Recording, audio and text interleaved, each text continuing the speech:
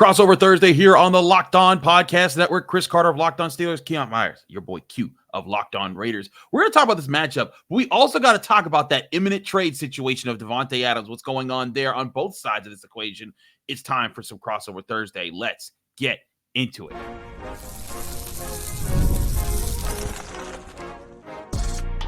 You are Locked On Steelers, your daily Pittsburgh Steelers podcast, part of the Locked On Podcast Network.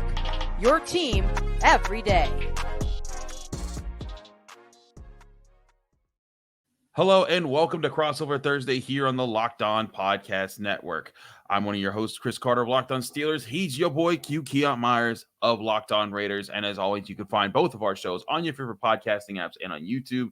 Like this video if you enjoy it. Subscribe to this YouTube channel to get all of your daily Monday through Friday episodes of your favorite team, whether it is the Steelers or the Raiders, here on the Locked On Podcast Network. And today's Crossover Thursday episode is brought to you by Prize Picks. Download the app and use code LOCKEDONNFL to win $50 instantly when you play $5 only on Prize Picks.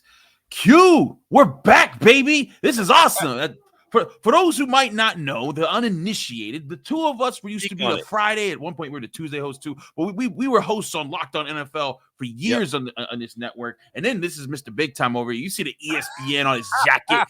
He's too official now. He's working with Greeny over there and stuff. But I'm so happy to get to work with my man Q.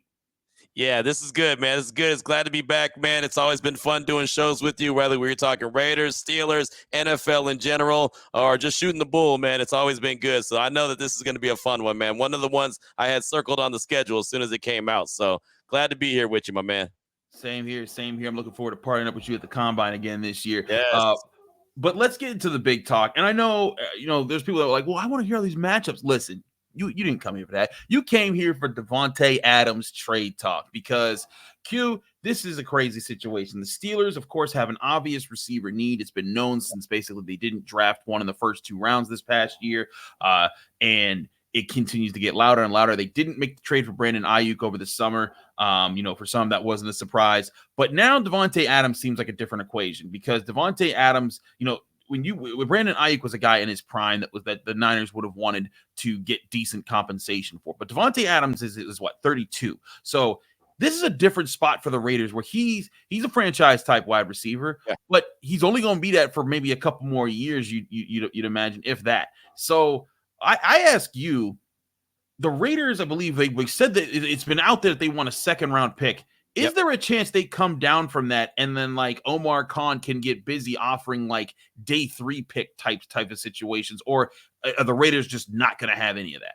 That's a great question, man, because right now they want a 2nd-round pick. They want some extra compensation. They don't want to take on any of his salary either. So they want to make sure that the team that trades for him, picks up his salary as well. So they're trying to play hardball, but you know how this situation goes, man. You're negotiating, right? You negotiate at the highest peak, and then you start to negotiate down. I ultimately think, and I know some have told me that, no, Q, you're wrong. The Raiders could still get a lot for Davante. I think that they're going to have to settle. It might be a 3rd-round pick. I don't think it'll be a day 3 pick. I can see a 3rd-round pick.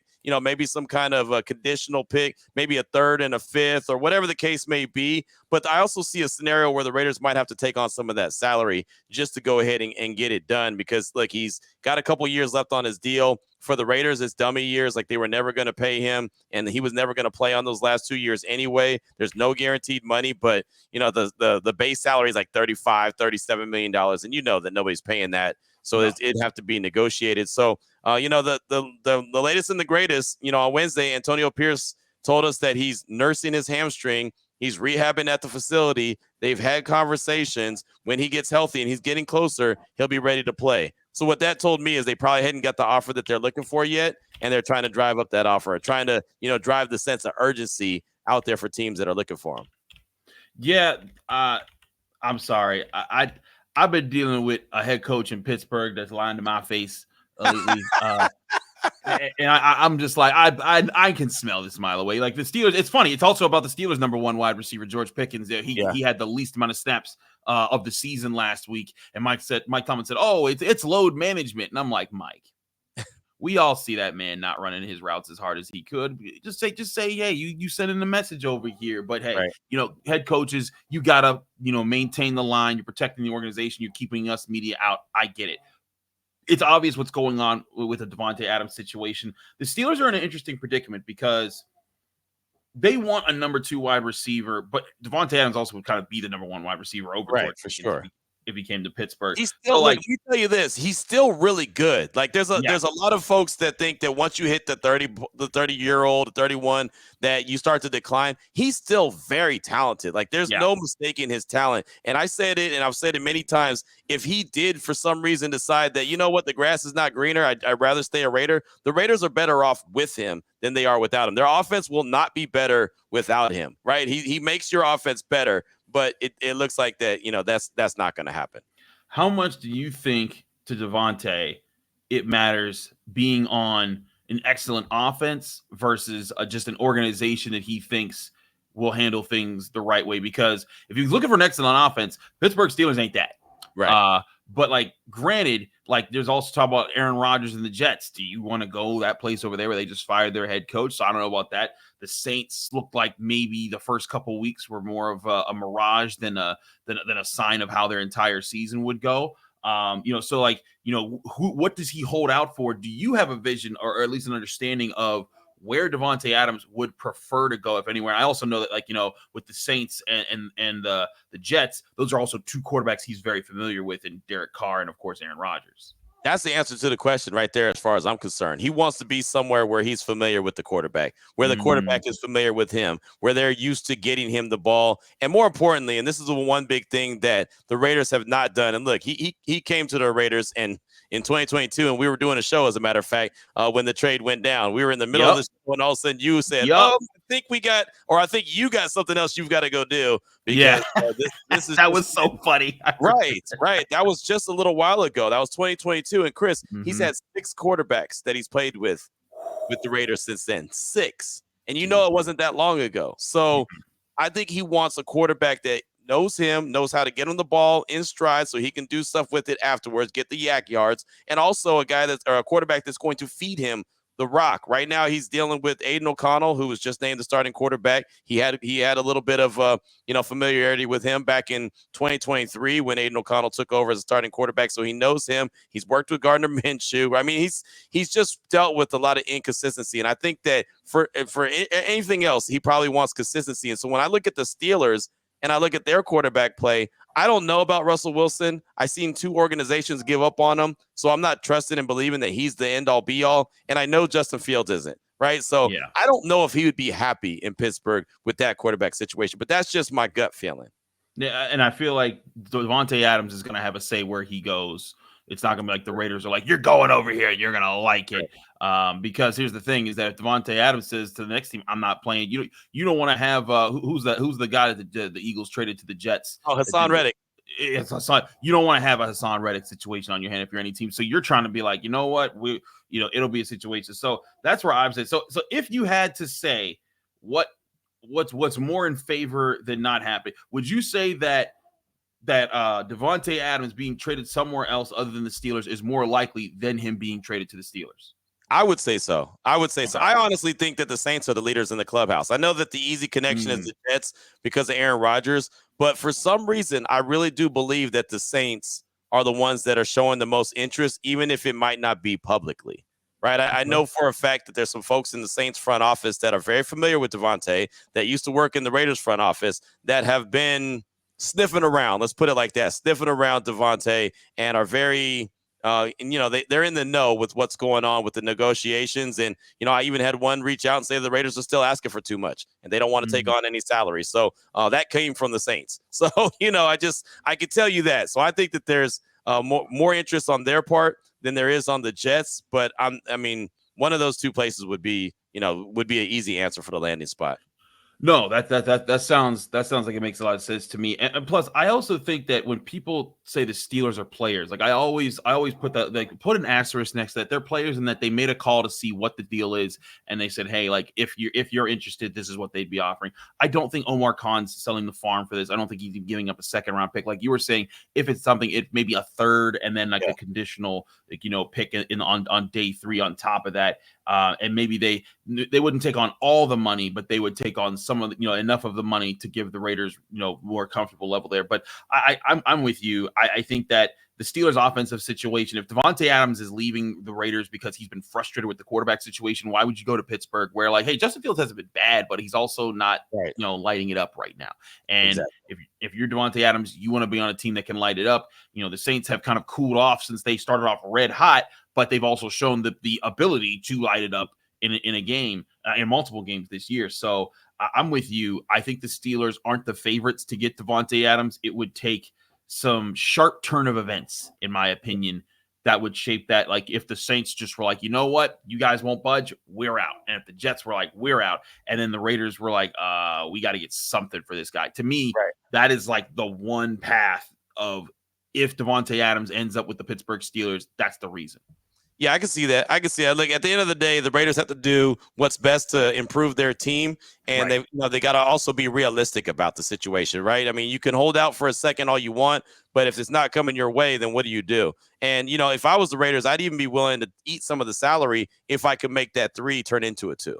Right? Just because I know that that's going to help my team more than that third round pick is. But again, that's why they get paid the big bucks. Tom Telesco, that's obviously one of the top things and top priorities on his checklist right now. So we'll see what happens when it's all said and done. But even though Antonio Pierce made it sound like there's a chance that he could still play at the Raiders, I feel like his time in the silver and black is still done. I feel you on that. It does. And again, head coach has got to toe lines, and that's definitely what's going on there. We'll talk about this actual matchup next here on Crossover Thursday here on the Lockdown Podcast Network, particularly on the quarterback situations, because both have been quite controversial to start the season. The Raiders did announce their starter Wednesday, so yesterday. So we're going to go over that, what the Steelers are doing with Russell Wilson and Justin Fields, and of course talk about these defense and all the injuries that are on them, all here on Crossover Thursday here on the Lockdown Podcast Network. Stick with us. We will be right back.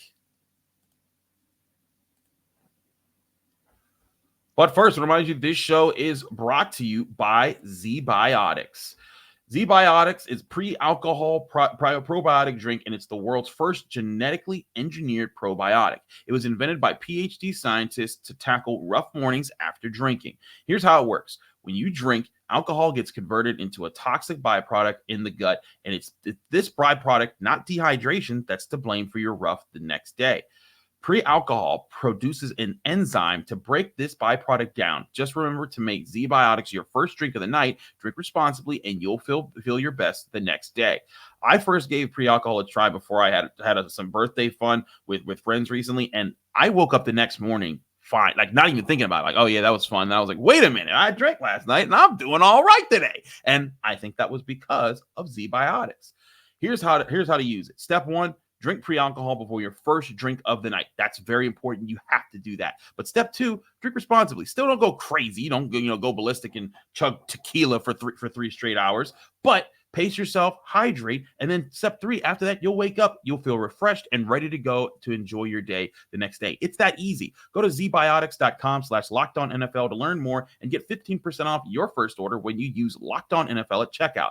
ZBiotics is backed with a 100% money back guarantee, so if you're unsatisfied for any reason, they'll refund your money, no questions asked. Head to zbiotics.com/LockedOnNFL and use the code LockedOnNFL to check out to get 15% off, and that's Z-Biotics. We're also brought to you by Game Time. Game Time is the app that you need to download today to get all your live event tickets for the fall, and there's no better place to go than Game Time. Game Time has a new feature called Game Time Picks, where it helps you get the tickets that for your favorite events even easier. They make it easier to filter through the fluff and find the best deals that are available for great seats that you don't have to waste time searching through thousands of tickets, whether it's for the big game, the big concert, your favorite comedian, and any of those things. Game Time is fast and easy to make buying tickets to all those events. It makes fast and easy process. The one feature that right now they're doing is the Super Picks, where you can find the best price, the combination of price and seat, whether that's going to be front row at a concert, or club seats at the big game. Plus, the Game Time guarantee means that you'll always get the best price. If you find tickets in the same section or row for less somewhere else, Game Time will credit you 110% of the difference of those prices. Snag the tickets without the stress with Game Time. Download the Game Time app, create an account, and use code LOCKEDONNFL for $20 off your first purchase, or go to their website, gametime.co. Terms and conditions apply. Create an account and redeem code LOCKEDONNFL for $20 off. Download Game Time today. What time is it? It's game time.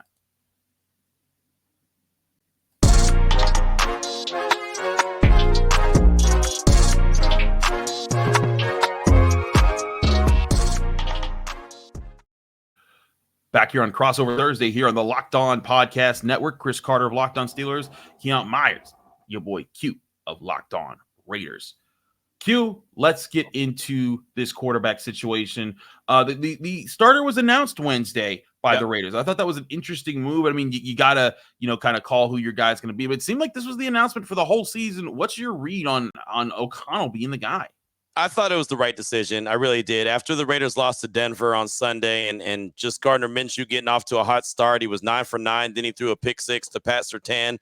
Shocking throw a ball towards Pat Surtain. He's going to do something with it. He did. He took it 100 yards to the house the other way, and it just changed the whole momentum of the game. And you never saw Gardner Minshew kind of get that confidence back. And at the end of the game, Antonio Pierce decided to make the move to Aidan O'Connell. He got in there and quarterbacked them the rest of the way, but it was garbage time. But I came out on the show on Monday and said, hey, I think it's Aidan O'Connell time. One of the big things for Antonio Pierce was want to get this guy in here to start the season off, to get off to a hot start, the first quarter of the season. Well, we're 5 games into the books now, and the Raiders are 2-3 overall.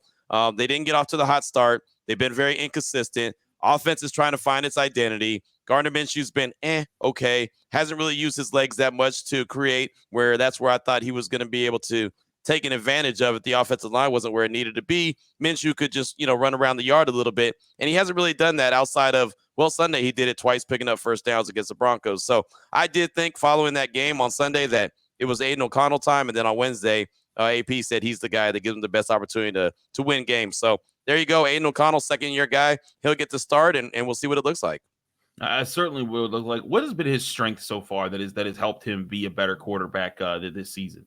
Well, I just think that he has a better understanding of what to be a pro, right? I mean, when he first went in there last year, he was a rookie. He was a little bit. I don't want to say he was chunky, because that's going to sound like he had a lot of weight on, but he did trim up a little bit. He seemed like he's gained some muscle. His footwork looks like it's a little bit better. But then again, like I said, Chris, it's been such a small sample size. He's been in 2 games in mop-up duty, right, so far, in relief for Gardner Minshew. So that was the other reason why I thought it was time to go to Aidan O'Connell. I mean, in 5 games, Minshew's been pulled twice to have Aidan O'Connell come in at the end. I mean, you know what I'm saying? So he literally only finished 3 games. So that kind of told me as well that, it's probably O'Connell time. I just think that he has a better confidence about himself. He's more vocal, as Antonio Pierce has said, than he was last year. He kind of has a better command of the huddle. The one thing is he's obviously a bigger dude than Minshew. He'll stand taller in the pocket, and I do believe he can deliver the ball down the field and hit the deep shot where Minshew's overthrown his guys multiple times. His targets have been off, or his passes have been off target.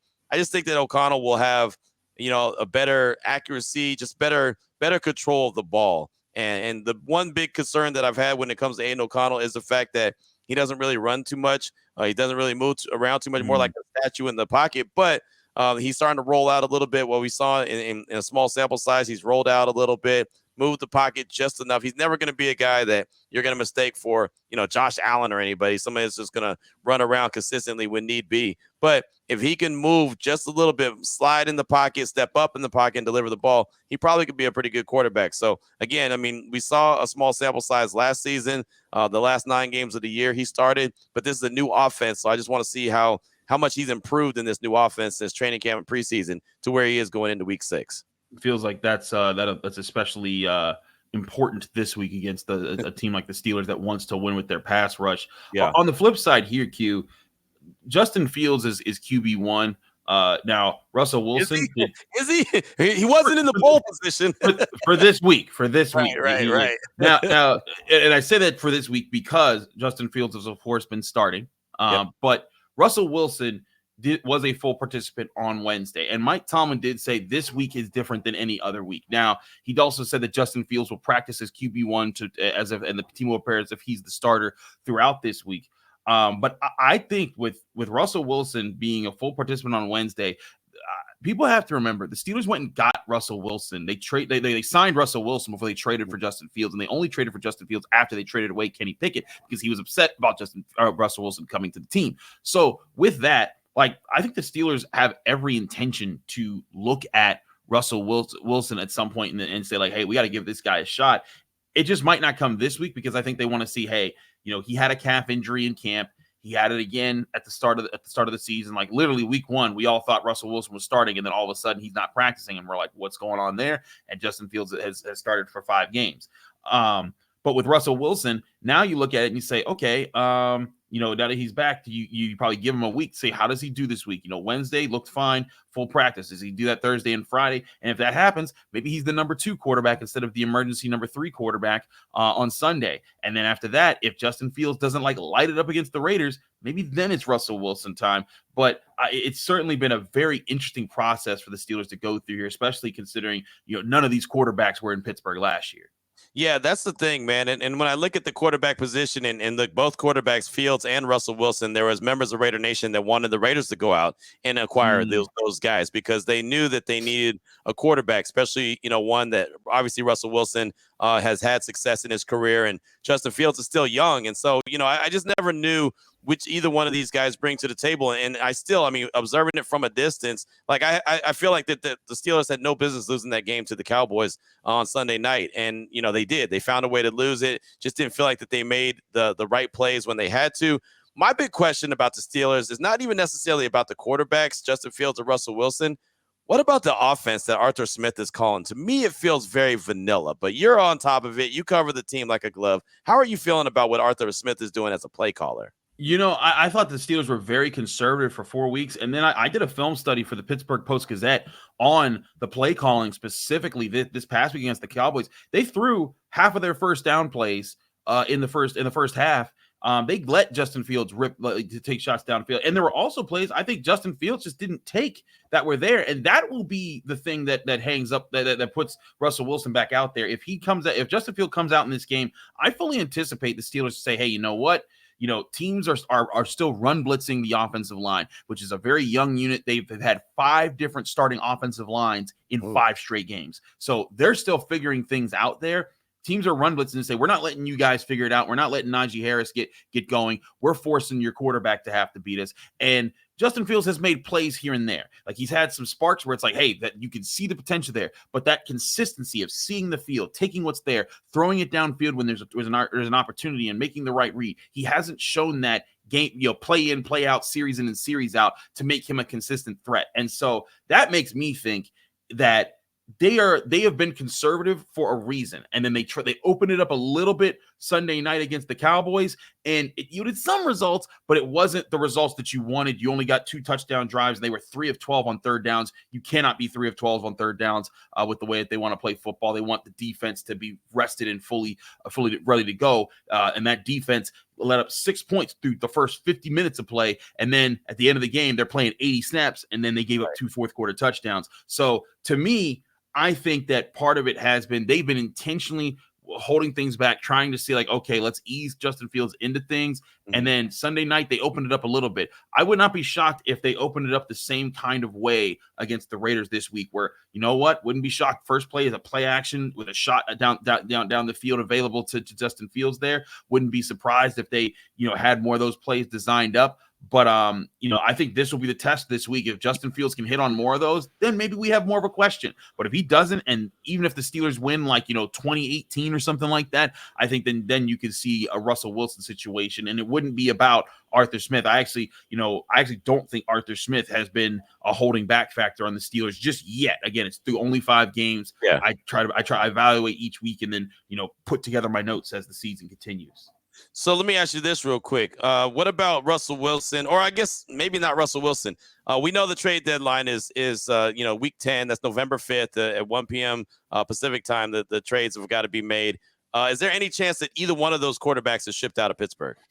It's tough. I don't think so, because I think the Steelers are also dealing with massive injuries that we're going to go over in the next segment.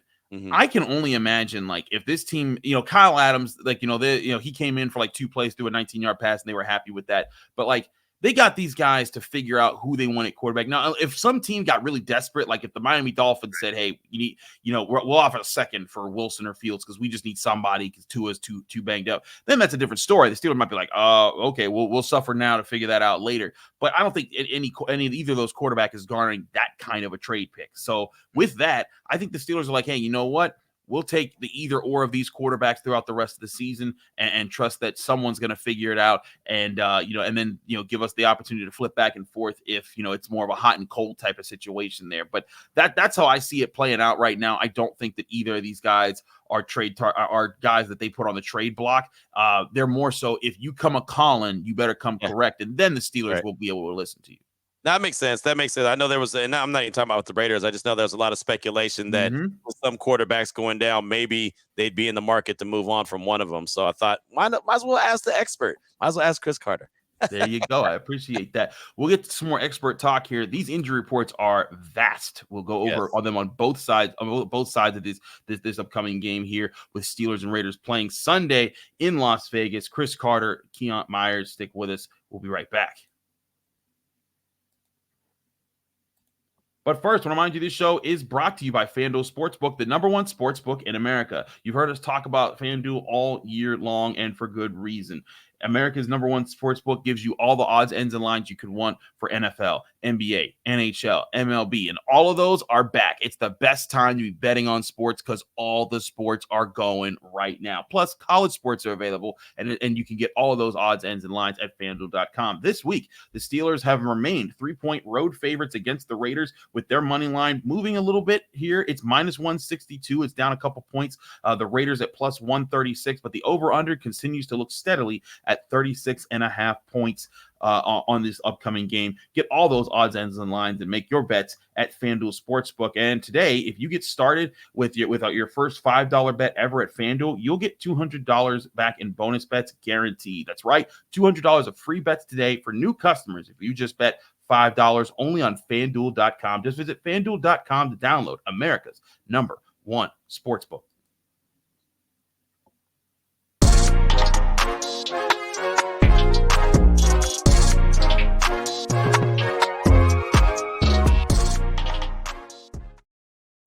Back here on the Locked On crossover Thursday, we got Locked On Steelers, we got Locked On Raiders. Q, let's talk about this. I said last week between the Steelers and the Cowboys, it was a CVS receipt of injuries. It's that case again in this one. I mean, it's just vast. I mean, just not even including the limited participant on both sides. For the Raiders, you got Davante Adams not participating with a hamstring, Max Crosby with an ankle, Michael Mayer, Jacoby Myers, Colton Miller, Jackson Powers-Johnson, Zamir White, all on the Raiders side of things. On the Steelers, Najee Harris, T.J. Watt, and Cam Hayward, they were resting. That always happens. But DeMonte Casey, Nick Herbig, Alex Highsmith, Isaac Seumalo, I guess he's also a rester as well, and DeMarvin Lee out and Cordero Patterson. And even though Jaylen Warren was a limited participant, he's been considered doubtful for the week. Q, these two teams are hurt up right now. But I guess it's also, this is the pace of the NFL. This is just the physicality of this game. Yeah, no, the NFL is hurting right now. Literally, everyone's hurting. These injury reports are long and lengthy, and that's how the Raiders was last week. And yeah, it's lengthy again this week. Davante Adams, he's not going to play. I can tell you that. I mean, he's dealing with the hamstring injury, but he's also dealing with the trade request. So he's not going to play. Max Crosby, he's going to go. Right? Wednesday, he didn't participate. He doesn't need to participate at all throughout the course of the week to be able to go. He missed one game earlier this season. It was against the Cleveland Browns? Yeah, it was against Cleveland, and they found a way to win that game, which was actually pretty unbelievable, but they were able to get it done. He's not going to miss another game, so he'll be out there. Michael Mayer is dealing with a personal issue, so he's not going to be out there. Jacoby Myers, he's got an ankle injury, but listening to him in the locker room on Wednesday, he's going to be good to go. He should be good. It sounds like it's just a Wednesday. They just want to rest him, just precautionary to make sure that he should be good. We'll find out again later on Thursday afternoon about the injury report again Friday, and then of course inactives about 90 minutes before kickoff. But Jacoby Myers, he should be a go. Colton Miller's one that I'm pretty concerned about. He had offseason shoulder surgery. He's been trying to come back. That's their left tackle, and he's kind of been struggling anyway. So to see that he's dealing with a knee and a shoulder both and did not participate, that's concerning. I do think he'll go, but I'm still pretty concerned. And I didn't see Thayer Munford on the injury report this week, and so far. And he's a guy that can slide over to the left tackle spot. So if Colton Miller doesn't go, you can look for Thayer Munford, who was at one point a 7th-round pick out of Ohio State, being the left tackle, but he's more comfortable there than he is at the right tackle spot. So that's one to pay attention to.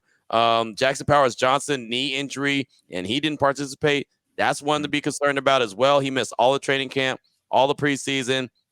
He was dealing with a concussion, but he was also dealing with other issues, and he's got a knee injury now. And I remember when he banged up his knee against Denver, and he just kind of tried to walk it off. So I'm assuming because he did finish the game that he's going to be okay. But that's just another injury for the young man, a rookie. So that's something to be concerned about. He's the starting left guard. Zamir White didn't play last week with the groin injury, didn't participate on Wednesday. My expectation is he probably won't play on Sunday. But, again, maybe the groin does heal up and he's good to go. But the Raiders' run game has been pretty non-existent anyway. So whether it's him or Alexander Madison, neither one of those guys have just shined in the running game. Madison's actually been better. Zamir White's still trying to learn the blocking scheme, and he just hasn't really adapted to it very well. So, the Raiders are definitely the walking wounded, and there's a few concerns on there to some major players. I look at this, and I think that the Steelers have plenty of their concerns as well. Neither team can come into this game thinking, oh, you can just play the way that you want to play, because you're missing a lot of key components here. On the Steelers side of things, they're down. They have TJ Watt, but the whole point of what they wanted to build in there around TJ Watt was they kept Alex Highsmith. They paid him big money to be around. He's missed 3 straight games now. I think it's actually be his 4th game that he's missed.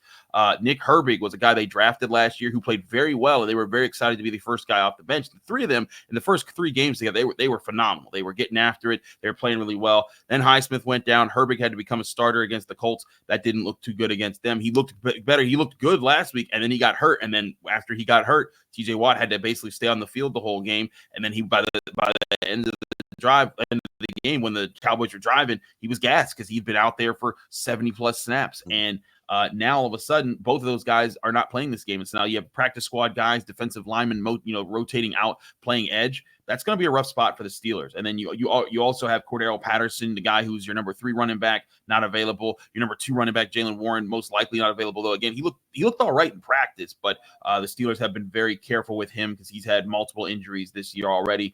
The offensive line again has been rotating. Though this might be the first time all season that they'll have the same starters in this game that they did the previous game, which hasn't happened because they've been so banged up. So I think this game is going to come down to who can make the most out of their game plan without the players that they won't have available right now. And the Raiders with Aidan O'Connell and what they want to do on offense, throwing down the middle part of the field. That's the thing that I think the Steelers have kind of messed up on here and there. Granted, I think they did better against the Cowboys. They gave up a couple plays down the sidelines and the outsides of the plays. But I think this is a game where the Steelers, they've wanted to be a team that controls the trenches this year on offense. They haven't. Their offensive line hasn't been able to coalesce. And so that's kind of forced them to win with different ways of Justin Fields making plays with his legs, hitting big plays here and there with his arm. And I do wonder, which defense do you think has the advantage in this matchup? Because, the Raiders defense, that was their calling card last year. Yeah. But with all the injuries that they've had and, other things they're worrying about, they haven't started off red hot this year. No, they haven't. And they lost Christian Wilkins. He's on IR. He had the Jones-Frank surgery. So who knows how long he's going to miss. He's been a big factor, man. He was the big free agent guy that they got from the Miami Dolphins, $100 million contract that he gave him. And he got 5 games out of it. And so that stinks. That's a big blow. He's really helped out Max Crosby, who's just as advertised always. Max is always going to go 110%. He's going to give you everything he's got and then some. So, you still got to deal with Max. But the Raiders defense is just riddled with injuries, man. Malcolm Kuntz never got into the regular season, tore his ACL. He was supposed to be a big factor. Christian Wilkins is now out. Marcus Epps on the back end is out with a torn ACL. He's done for the season. One of their starting linebackers, Divine Diablo, hasn't played the last couple of games. I mean, they are battered and bruised, man. They are a tough bunch right now. Haven't done a really good job of stopping the run, which I know that's probably music to Najee Harris's ears. Like, okay, here we go. And even Justin Fields, who can use his legs. So I think that the Steelers probably have the advantage when it comes to the defense. But the Raiders still have guys that can get to the quarterback. And if the offensive line is a little leaky or shaky for Pittsburgh, then that could be a factor. To win this game, the Raiders have to create a couple turnovers, in my opinion. They really do, right? And because they're averaging about 59, 60 plays per game max. They need to be up there around the 70, 75, plays to have an opportunity to win a game. Like, they need to sustain some drives. And I think that's another reason why Antonio Pierce made the decision to go with Aidan O'Connell, see if he can get a couple drives per game that are sustained and longer than what the Raiders are normally doing. They normally, their drives aren't very long, even on ones that they're scoring. They've had a couple longer ones, but not consistently. So they've got to find some kind of form of consistency offensively, and they haven't done it. So we'll see if Aidan O'Connell could do it on Sunday. I think this is the same story for the Steelers. They're looking for something consistent that they can say they do well on offense. Right. They really haven't had that. Again, they've had sparks here and there, but I think they want to develop that identity that they haven't been able to show there. But I think it's the same thing defensively too. Like, the Steelers want to create turnovers. What's crazy is they won the turnover battle last week 3-1, technically 3-1, but it was really 3-0 because the last turnover was just the Steelers doing the pitch around game at the end of the game when they were just trying to create a miracle. But like, they won the turnover battle last week, and that's what they want to do. They're going to go for that again this week, and that's also kind of why the Steelers, I think, were so conservative. They're like, hey, if we can win the turnover battle, we'll win most of our football games this year. And I think against the Raiders, this might be another opportunity to say, hey, do this against this kind of a team, and we can keep this game in the script that we like to play that gets us wins, and you can get to 4-2 and then look at what you got the week after that. But to me, like, I think that you bring up a good point. The Raiders, you still got Max Crosby, he's going to play in this game. You still have the pass. The Steelers have to protect the football. They have to not lose on third downs the way they did this last game. And then on the flip side, they have to make it life hard on Aidan O'Connell. They cannot allow this run game to get going, and they need to, if Aidan O'Connell's a statue, they need to, they need to rip him out off that stone ledge there, because I think if you do that, you can disrupt everything the Raiders are doing and then control the pace of the game. Yeah, it's going to be, it's going to be a lot of similarities. Both teams are going to want to do, a lot of the same things. Like, the Raiders are trying to find themselves offensively. They're trying to get their identity. They're trying to figure out what they do really well. And really, I couldn't tell you that there's something that I could put my finger on and say, this is what they do really well offensively. It's been so inconsistent. So that's going to be the biggest key. And that's what Aidan O'Connell's going to have to figure out pretty quickly. And not having Davante Adams doesn't help. Right. Nobody's offense is better without Davante Adams. So, that's going to be something that he's going to have to figure out. But Brock Bowers is as advertised, rookie tight end out of Georgia. He's fantastic. He's hard for a linebacker to cover, and he's hard for a corner to cover. Right. If you have a linebacker lined up against him, he's too fast for him. You put a corner on him, he's too strong for him. So you pick your poison. That's a good mismatch, or matchup nightmare, I should say, that the Raiders are going to look to exploit. They'll figure out who they're going to have on them. Like the Broncos for a lot of the game last week put Pat Surtain on them, and Pat Surtain is fantastic. So you can already imagine how good Brock Bowers is if the Broncos decided, you know what, Pat, you go ahead and take that dude out. Yeah, I think it's going to be really interesting because the Steelers, they like Joey Porter Jr. They've had different guys assigned to tight ends to limit them in games. But hey, this is going to be an interesting matchup either way. It's a classic matchup that dates back to the golden age of football in the 70s. We'll break down more aspects of this matchup here on the Locked On Podcast Network with our Friday episodes here on Locked On Steelers and Locked On Raiders. Chris Carter and your boy Q. It was awesome to do another show with you, my friend. Let people know they can find you, follow you, and get more of your work. Yeah, man. On Twitter, at your boy Q254. Of course, the Locked On Raiders podcast. You get every single day, just like the Locked On Steelers podcast, every single day, Monday through Friday. We break it down, we smack it up, flip it, and rub it down, right? So we have a lot of fun with this. So check us out again on Twitter, at your boy Q254. And the Locked On rub it down. Oh, exactly. See how you are. Some things you just can't get away from. So that's how we do. How about you? Where can they find you at? You can find me on Twitter and Instagram, TikTok, all the socials at Carter Critiques. You could read my work at the Pittsburgh Post-Gazette, post-gazette.com for all of that, breaking down all your Pitt Athletics and your Pittsburgh Steelers talk there. And find me here, just like you find Q, on the Locked On Podcast Network, on Locked On Steelers and Locked On Raiders, your favorite podcasting apps, and on YouTube. Like this video if you enjoy it. Subscribe to this channel to get either of our episodes all season long and keep up with your Steelers and Raiders. Remember, Friday, one more breakdown as we get you ready for the weekend. And for Steelers Raiders Sunday, we'll see you here right on the Locked On Podcast Network.